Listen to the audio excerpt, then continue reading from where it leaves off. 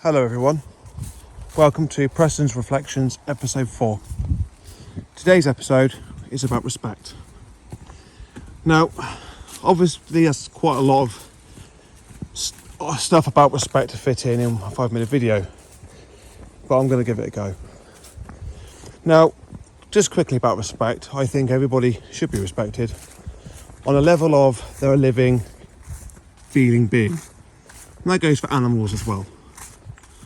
Just like this one. Wait. Yeah, talking about you again. So we should respect all life. Now, respect has various categories and various depths depending on how you perceive it and what you want to offer. So within this video, I'm going to give a few examples of respect and what we need to learn as a society today. Or we should learn.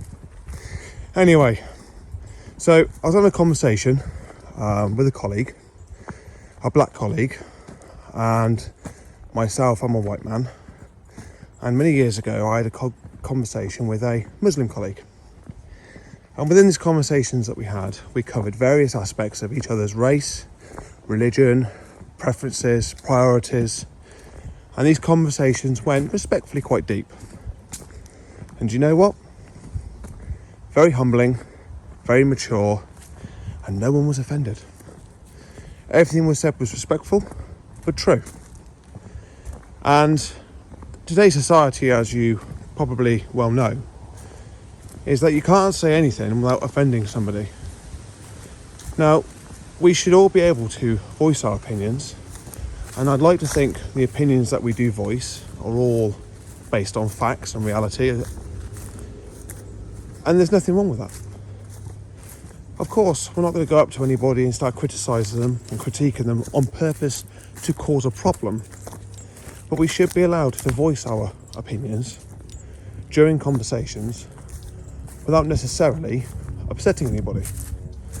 Now, I'm always a firm believer in facts over feelings, but the reflection I want to offer today about respect is that we should all respect each other, but we should also respect each other's voices and opinions as long as it's based on factualities. And it was a very pleasing conversation to have with somebody of another race and religion.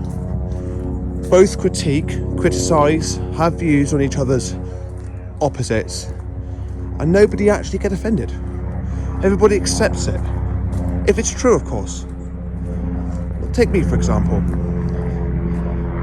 I've got lots of tattoos. And I know tattoos, for many years, have been quite controversial, and stereotypes have always been fitted with people with tattoos.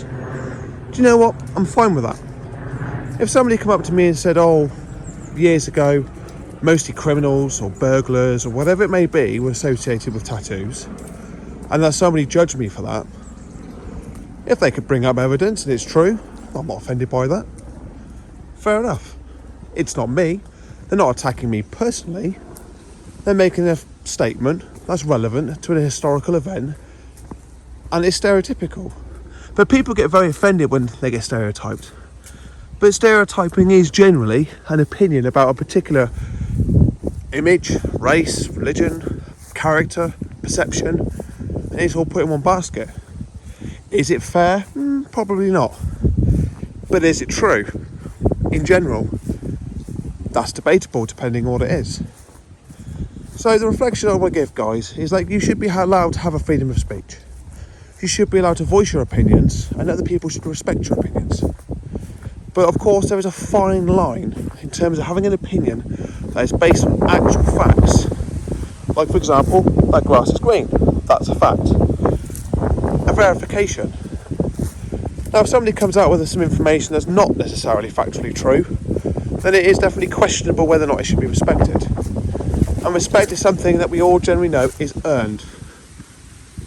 But, like always, we live in a very difficult and interesting part of our society, and with our governments and everything, it's definitely going to be a challenge to be able to turn around and question things. In any case, guys, respect one another, be kind to one another, and always stay true to the facts and verified evidence in the society and of the science that we live in. Be good to each other, be kind, and until next time, see you soon. Bye. Say goodbye. Take care, guys.